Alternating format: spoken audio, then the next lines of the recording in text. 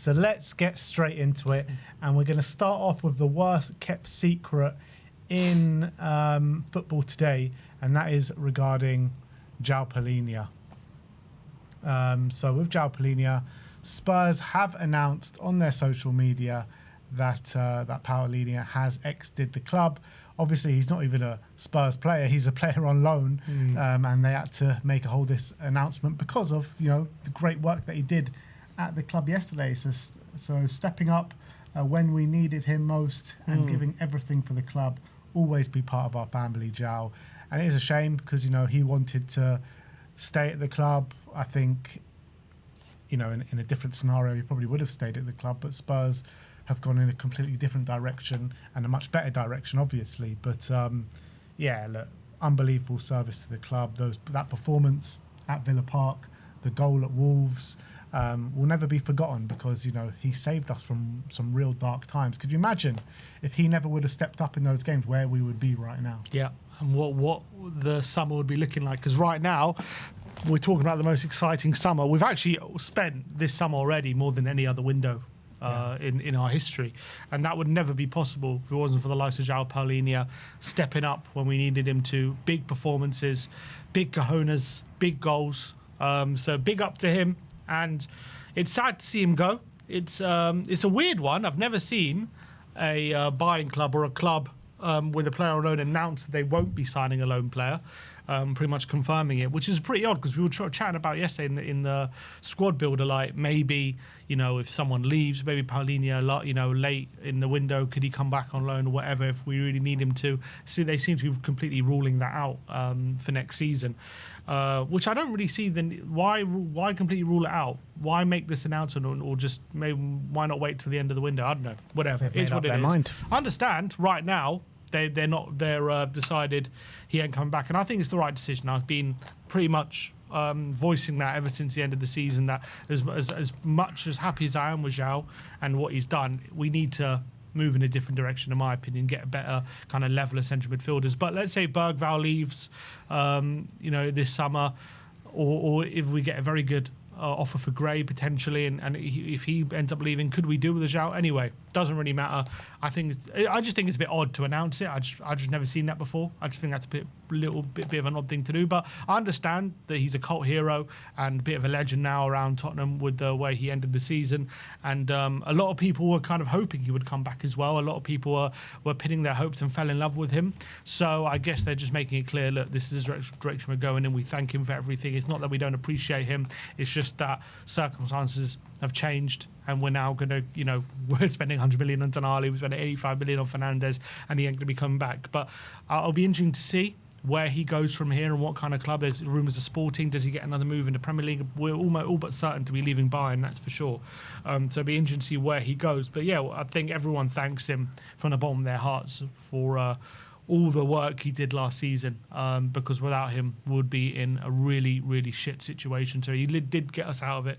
And so big up to Joao and wish him all the best. Yeah, absolutely. It would be interesting to see if he comes back to the Premier League, because I think some clubs should snap him up if he's open to it. Maybe even a return to someone like Fulham, I think there's still, a case that he could join any not any Premier League club, but any club outside the top 6-7. Newcastle looking for a bunch of centre mids. I wouldn't be shocked if they turned to Joao. I would not be shocked, because Tonali was an absolute monster, and then they need to go some way to replacing that. And I know they've signed the guy from Ajax and Manzambi as well, but I wonder if Palhinha on loan there would also be something they look at. He seems like a guy, St James's Park on an evening night, he would really play out of his skin. He seems like that kind of character, doesn't he? Absolutely. So watch this space. We'll see what happens. And always welcome back to the Tottenham Hotspur Stadium, Joao Palhinha. I hope he comes back to the Premier League so he gets a good ovation back I would love to see it. Tottenham Would Stadium. love to see it. He'll probably score against us as well, true. to be fair. But he won't celebrate. That's the main thing. Let's talk about some potential incomings. And the first one we're going to look at is Antonio Nusa. There's been quite a bit said about him by, not the most reliable journalists, but Team Talk are saying that Tottenham remain interested in Nusa and have previously made contact with his representatives. Arsenal, Newcastle, Villa, Palace are all monitoring the winger. Leipzig value him between 50 and 60 million euros. I mean, we've been linked with the likes of Rafael Leao, Savinho, now Nusa. Would you prefer Nusa over kind of a Leao or a Savinho?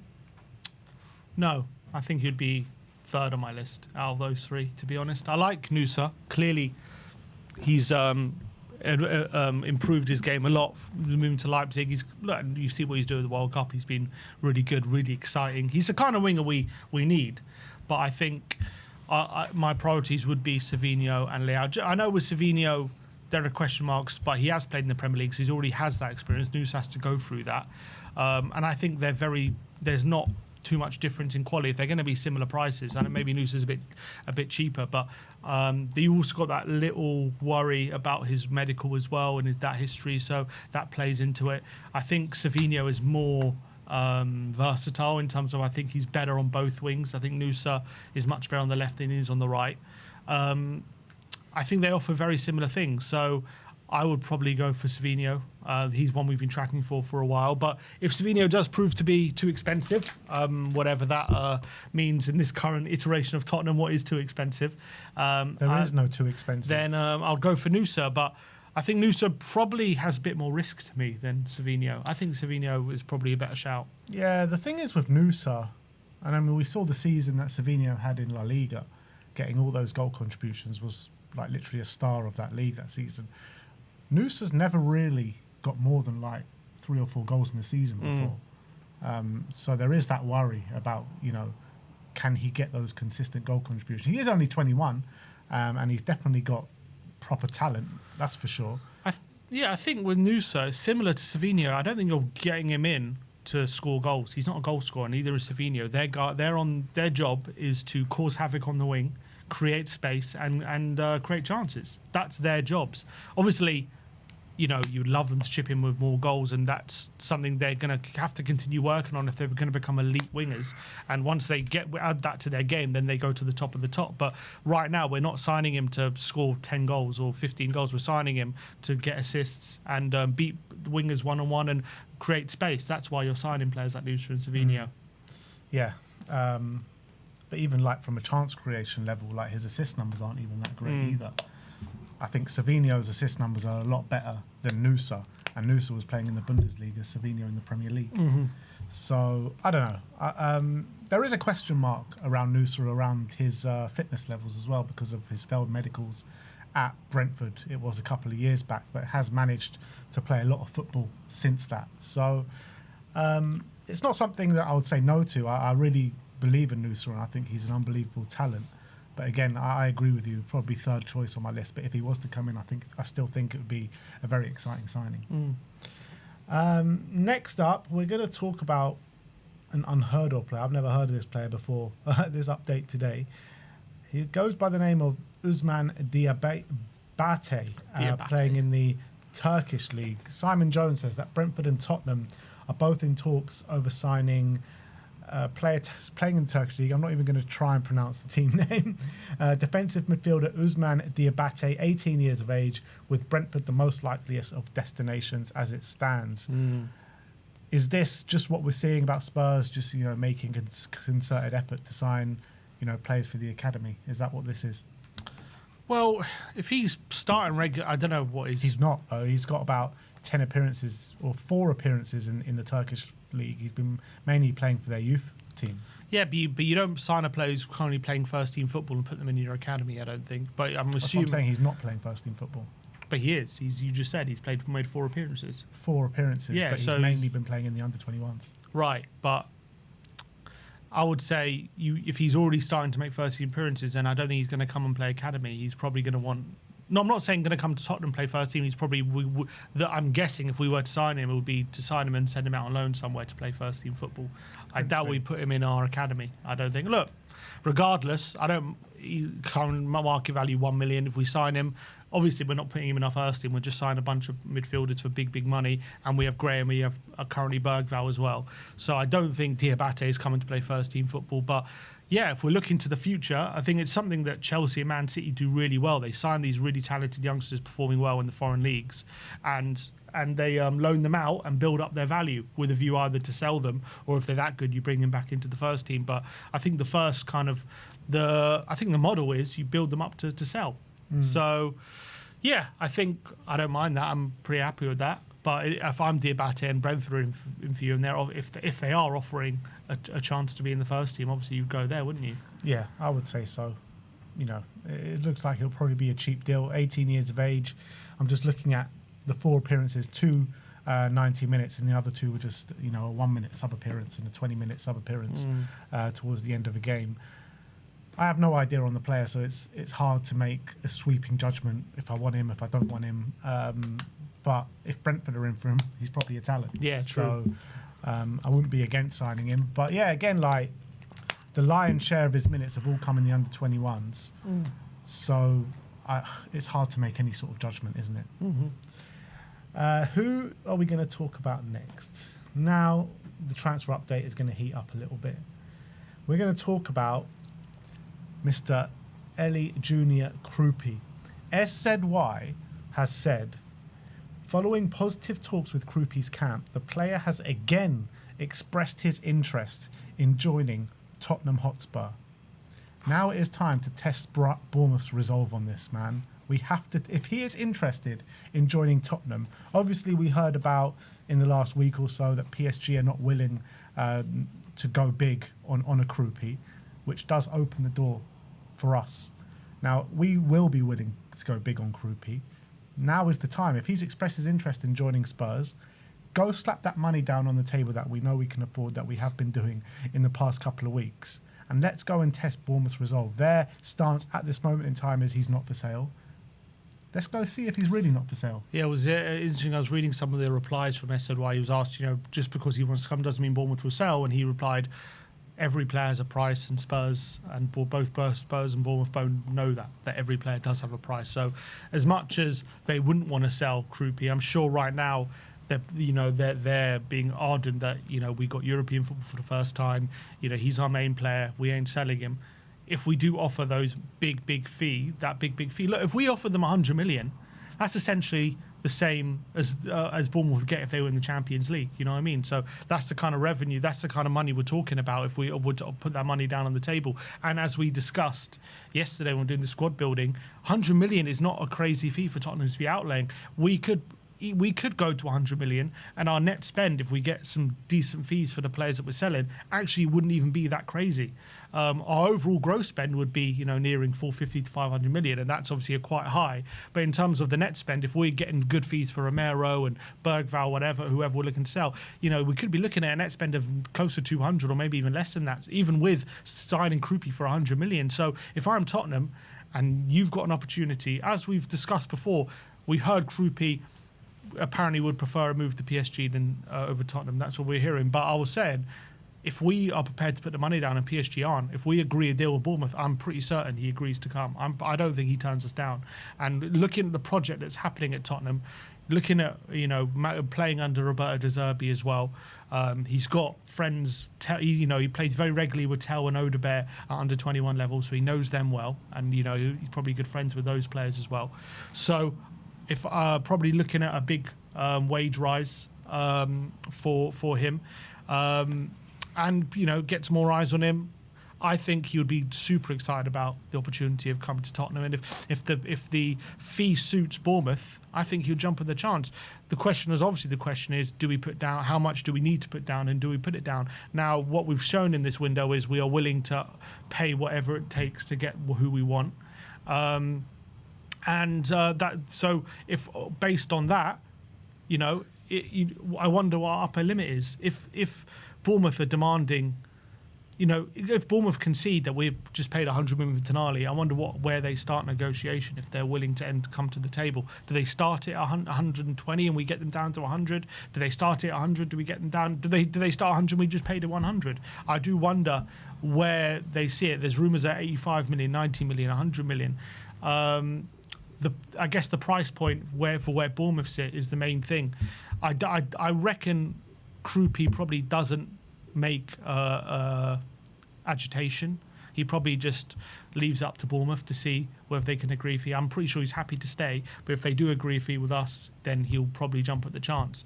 So I don't think it's going to be a Bruno Guimaraes where he's putting a transfer request, put it that way. I just got a feeling he won't do that. So we're I mean, yeah, go on. Yeah. I was just going to say, like, Bruno Guimaraes, I reckon's like that as well, to be fair. What?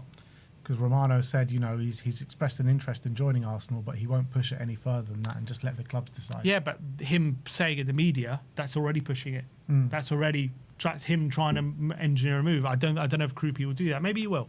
But my point is, I think we're just going to have to pay what Bournemouth want, is my point. I don't think we're getting their price down.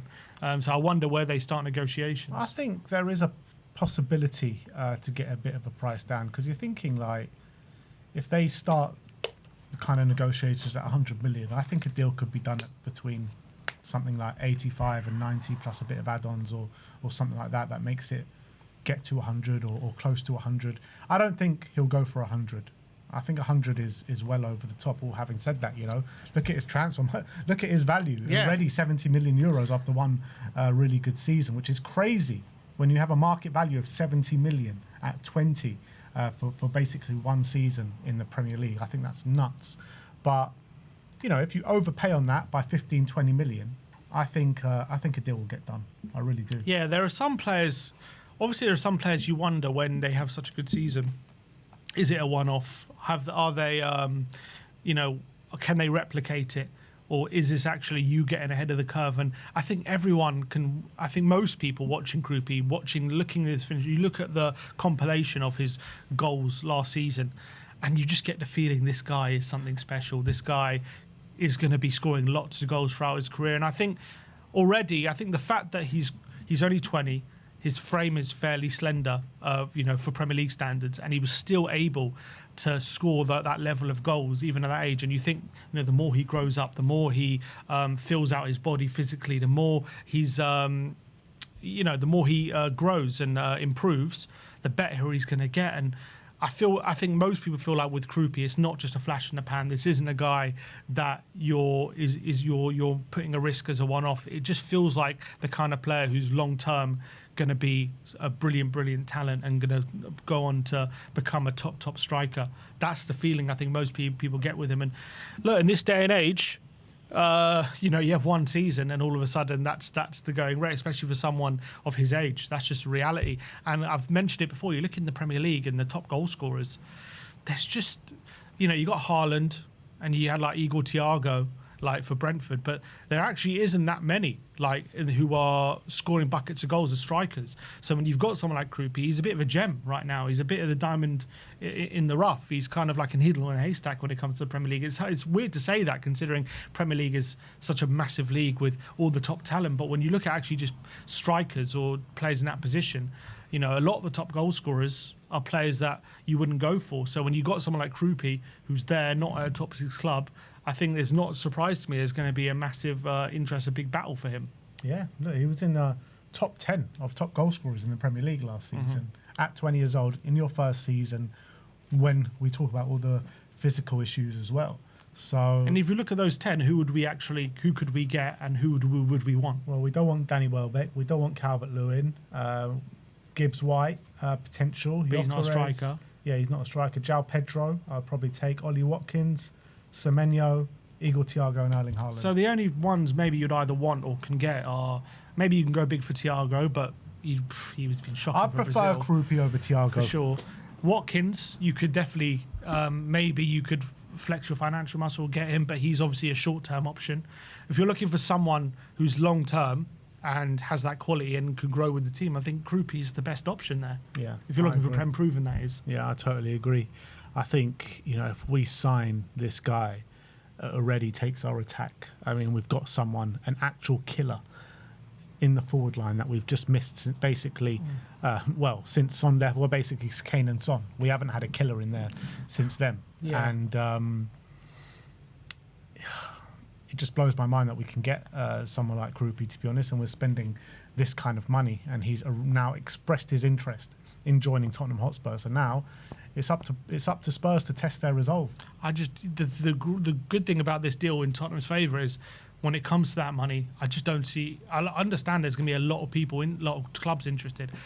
If they are demanding 100 or close to it, I can't see anyone else going to it. I can't see anyone putting that money down. But we're in a position, in a weird way, because of our desperation, because of how bad we've been, we would be more willing to do that. Whereas, on the screen, Arsenal are interested, but they've got Gyökeres and Havertz at the moment. Are they really going to spend 100 million getting Kroupi through the line? No chance. PSG, they've got a wealth of talent in their forward line, whereas we would have him as our star striker, and we would be willing to put our money down because we just have to get upgrade in those forward positions, whereas those other teams, it's not as desperate. When they're not as desperate, there's not a need for it. So it would make a lot more sense for us to put 100 million down than it would be for an Arsenal or a PSG or anyone else in the top six, to be honest. It would make a lot more sense for us to do it than for them. So there is an opportunity at this point for us just to put the money down and get him through the door. The only obviously thing you would say is Bournemouth signed him a year ago for 12.5 million, and now they're selling him for 100. You would just wish that, in a different world, could we be the ones to find that next player for the money that Bournemouth signed Kroupi for, instead of having to spend 100 million after one season for a player like Kroupi. But you know what? A lot of the bigger clubs could probably say that, but at the end of the day, that's what they end up always doing, is spending players who are just proven they can do it. We've tried to do that. We have tried to do that. We've brought in Matisse Tel. We've brought in Wilson Odobert.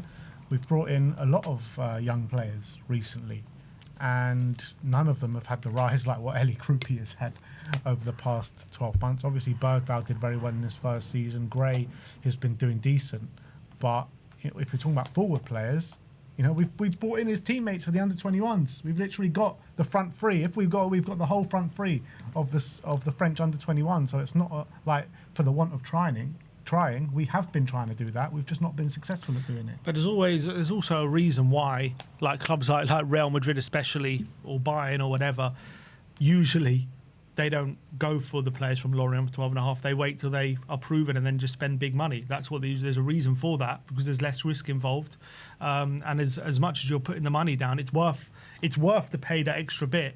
It's a lot in this case, but it's worth to pay that extra money to make sure you get a player who's going to add the value that you need, rather than spending a little bit and then risking it. To be fair, Real Madrid have been trying to do it a bit more recently as well. Bringing in Arda Güler, bringing in Endrick, bringing in these kind of players who have been fairly unknown and fairly low lack of experience. That not to start though. No, not to start. I guess not to start. But I'm saying we're signing him as a starter. Yeah, it's true. But as well, I don't think Bournemouth brought him in to start. He just muscled his way in there.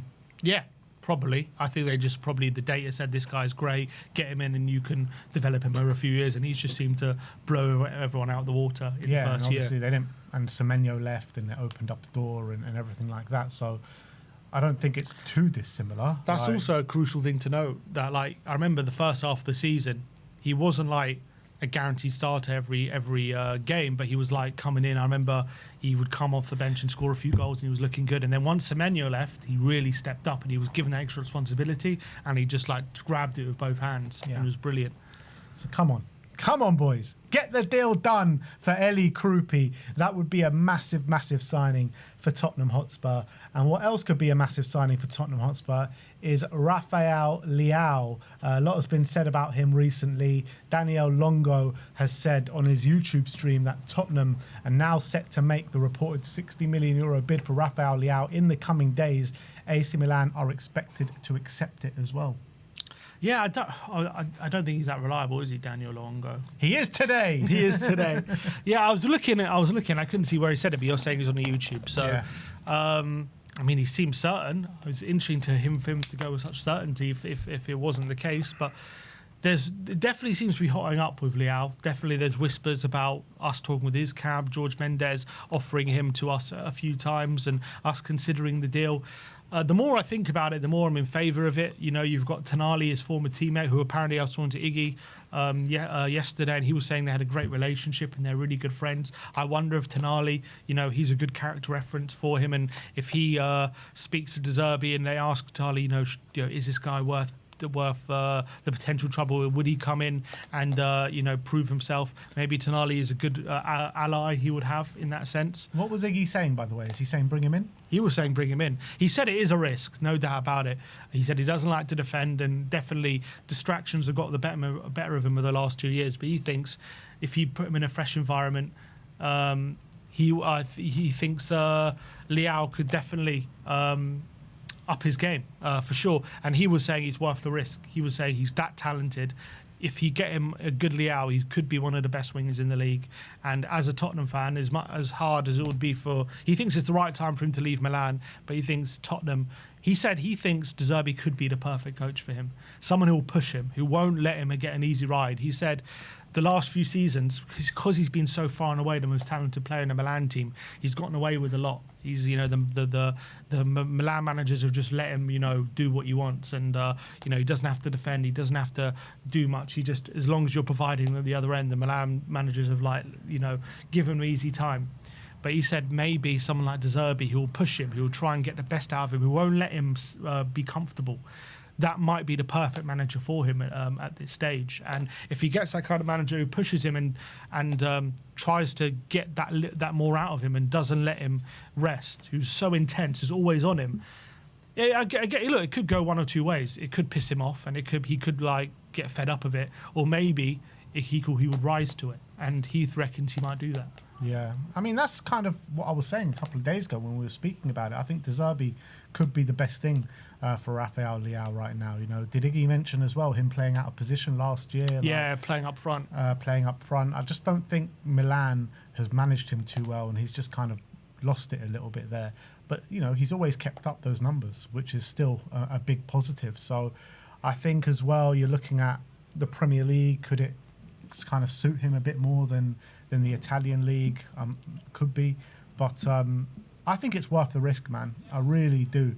With a loan move, with an obligation, if we hit certain criteria, I think would be perfect for me. But if we end up trying to just slap the money down on the table, 50-60 million, on a 4-year contract or something, it is a risk. Don't get me wrong, it's a risk because of all the narratives surrounding him.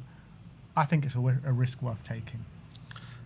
Jackson in the comments says his best season was when he was with Tonali at Milan. So is that when they won the league? That's when they won the Scudetto, yeah. And he was obviously, I think Leao, I don't know if he won Player of the Year, but he was saying he was by far and away the best player in the league at that stage. And everyone at that point thought, he's going to go to a massive club, he's going to kick on, he's going to become that world superstar. And it never quite happened, but he's still at a very, very good level. And maybe he just needs a fresh start, a fresh environment. At the end of the day, he has been at Milan now for 7 or 8 years. Yeah. And sometimes when you're at a club that long, it can just go a bit stale, and you just need a fresh challenge. And maybe that's just what happens at the moment. And the reality is, if he was at the top of his game and he was playing as well as he had been when he won the league consistently, we wouldn't have an opportunity. But in a weird way, because of his dip, there is an opportunity there, and maybe that's one we should take. But it can go one of two ways. I understand the reservations. Yeah, of course. So I have to wait and see. I mean, just watching him in close quarters during this World Cup, that speed, man. Yeah, he is such an exciting player to watch. And he's tall. He's 6'2". Yeah, he's so exciting. He can take on any fullback and burn them for pace. And he's got quality. I saw him cut inside and blitz one against the crossbar, which was fantastic from 25, 30 yards out. I saw him with a brilliant cross for an assist in one of the games for Portugal. His crossing seems to be brilliant, really brilliant. So he's got the attributes. It's just about, has he got it up there? Has he got it mentally to survive in the Premier League and to work under Roberto De Zerbi? Yeah. And if De Zerbi decides that he does, I'm well up for this. Because he's a player that will excite the fans big time. And he's got the kind of attributes. I'm not saying he's going to be as good as this guy, but he's got the attributes to fill the void that Son left.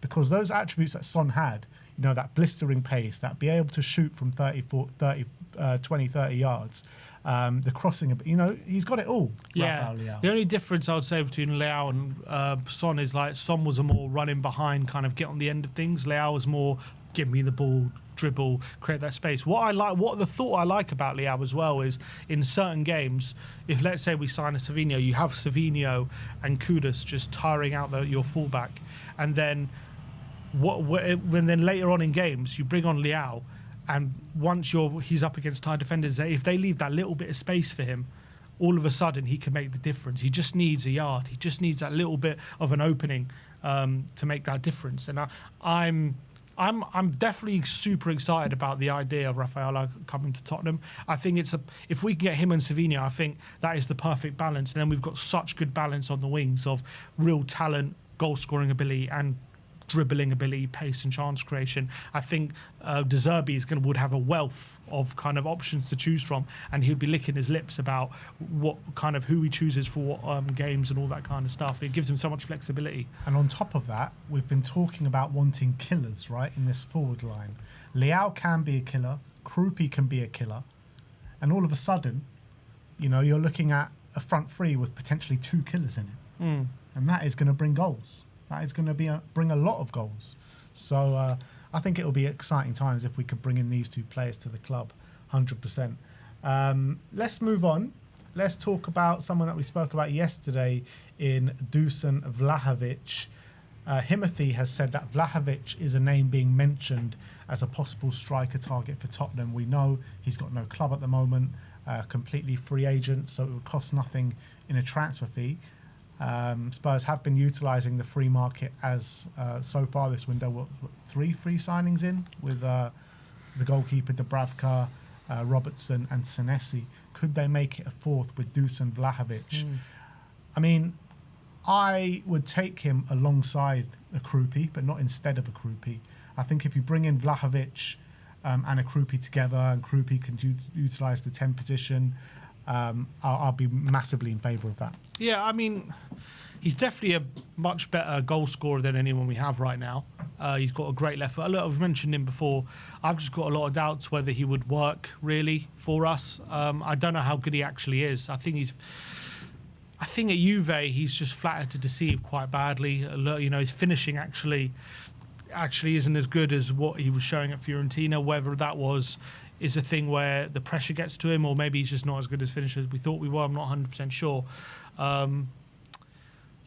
think I'm not so keen on Vlahovic, to be honest. But there is also, if you can get him playing like he was at Fiorentina, then you've got a top striker there. I'm looking at his numbers, though. Last year, he didn't even have that much game time, got 7 goals. The year before, 10 goals. The year before, 16 goals. The year before, 10 goals, all in the Juventus shirt. The numbers are there. I mean, they're not there. Well, it's decent in Serie A, I mean, it's not great. It's still decent numbers. You're getting in double digits every season, pretty much. Yeah, but he's more than any of our strikers. Yeah, but you're playing for Juve, one of the top teams in Italy. Yeah, they haven't been though. They've still been in the top echelons, haven't they? They haven't been the top team for the title. No, but they've been they've been always fine for Champions League, haven't they? They haven't exactly been a mid-table team. He's been their top striker. And they've never been sure of him. I mean, 10 goals in Serie A is an average. That's an average return. It's not great. It's not horrible, but it's not like fantastic, is it? It's decent. It's okay. It's okay. It's nothing special. It's not something that's screened to be like, yeah, you've got to bring this guy in. He's going to get us goals. Look, if he got us 10 goals, that's not bad. But it's not good enough to be our starting striker, is it? Long term. Yeah, I think if we were to bring him around, I would want Kroupi as the starting striker, long term. But like Solanke got in his first season, he got 10 goals. Everyone says it was a failure. Yeah, it's true. It is true. I think he got 10 Premier League goals, did he? I think it was 9 in the end, but yeah. But I think in all not double digits. In all competitions, it was 16. Yeah, I don't know. I haven't seen his all competition stats, but I don't know. It was 9. It was 9 goals in the first season. Yeah, I like Dusan Vlahovic. I do. It's gone off the ball for him, but I think he's got pedigree, and I think he's got the talent to step up. It hasn't gone right for him at Juve, and even without going right for him, he's still pulling up these kind of numbers. And look, they're not numbers to blow you away. Fine, I get that, but they're still decent numbers for someone that's considered a flop. Yeah, they're okay. Like those numbers don't impress me, put it that way. But it don't impress me much. Exactly. Doesn't scream to me, yeah, that this guy is we should do everything to get him in. And I think if you watch him play, the eye test suggests he's just not that great. Fair. I'd be willing to give it a punt, to be honest, if you had two other strikers. Let's say we kept Solanke around and have Kroupi there and have Vlahovic. I mean, I'd be more than open to that. Like I said, I wouldn't want him instead of a Kroupi, but alongside, I think it just beefs up the numbers. Morlar says Lankshear will outperform Vlahovic. I'm up for having Lankshear. I'm up for having Lankshear around, and we're going to get into Lankshear in a very small moment. Yeah, Matthew Dillon says Richie scored 11 goals last season. It's true, he did. And Richie's goal return was actually very good for Tottenham. It really was. Let's talk about Will Lankshear then, because who's reporting it? It's Jay Harris said that Will Lankshear has interest from top championship clubs as well as a little bit of interest from clubs in the lower half of the Premier League.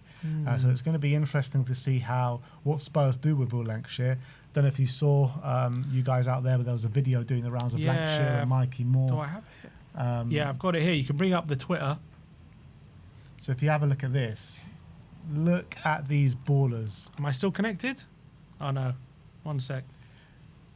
But it's like interesting to see with Will Lankshear again, like what Spurs do. I would be tempted to keep him around because I think he's looking monstrous. I dare anyone to watch this video I'm going to bring up and think we can't give these guys a chance. I mean, it's so tempting. I dare you. Yeah, is it connected?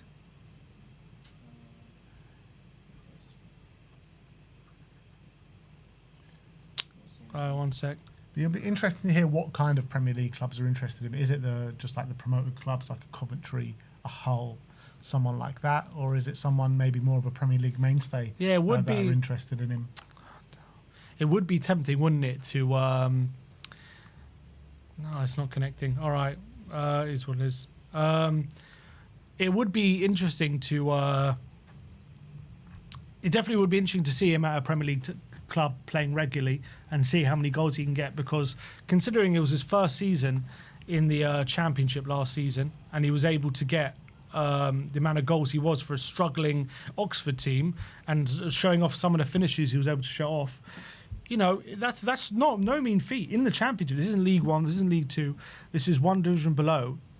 That is impressive for your first like major loan spell over a whole course of a season. I know he went to West Brom for half a season, didn't quite work out, but even off the back of that, him, though. Yeah, but even off the back of that, he didn't let that affect him. He didn't say, okay, maybe I need to drop down a division. He still stayed in the Championship, and then he got what was it, 12 goals or 13 goals. So that is really impressive, and that's a sign of a striker who's really developing in a big way. So and also, I'm very interested to see where he goes. His trajectory through the season was always an upward curve as well. Like, he started off, he was getting goals, but as the season wore on, he was just getting better and better and better.